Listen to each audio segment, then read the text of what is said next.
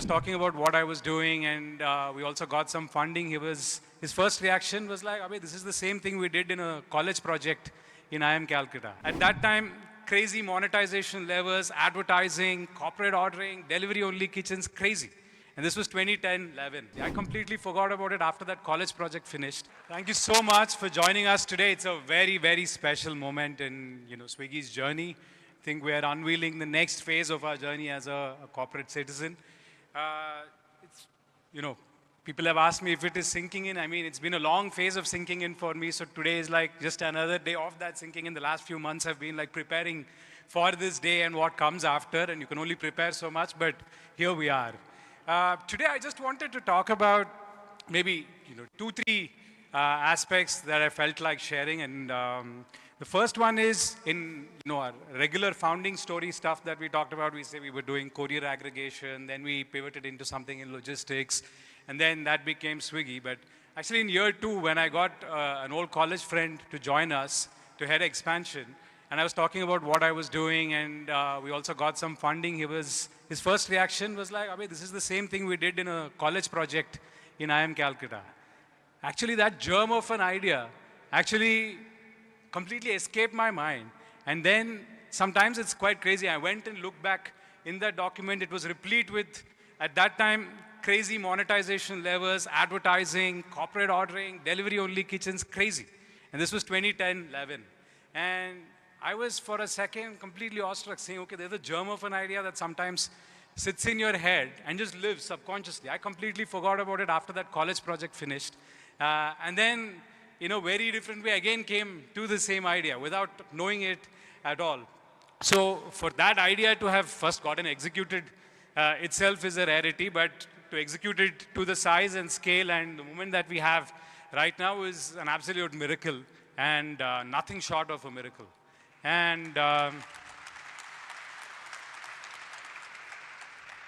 these miracles don't happen without incredible contributions from so many folks who've come along the way to give us support in every stage of the journey.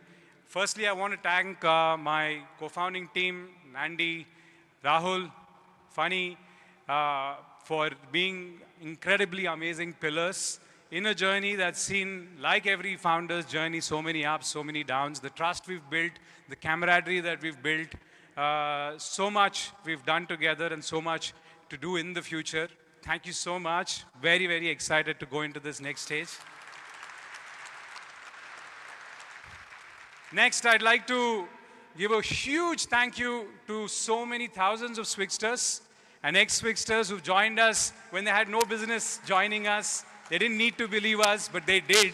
And folks, together, all of you, if you're listening in, we've built this thing brick by brick to build the institution that we have and the institution that we will. Thank you so much. Now I want to go into the ecosystem, right? I mean, it takes a village to get these kind of things going. So thank you so much to all the investors who've joined us at various parts of time, our restaurant partners, brand partners, more importantly, our delivery partners who are riding every single day to deliver joy to our consumers. It really takes a village, and boy, have we had a beautiful village. Lastly, it would be remiss of me not to talk about my wife, Neeta. She's been my biggest energy source in life.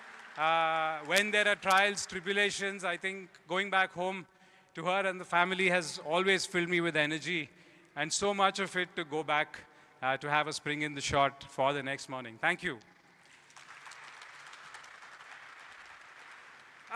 I think lastly, when I think about, let's say, the moment we're in and the years that we're going to see, one of the things that I'm most excited about is Swiggy itself is happening to India at an incredible time for India.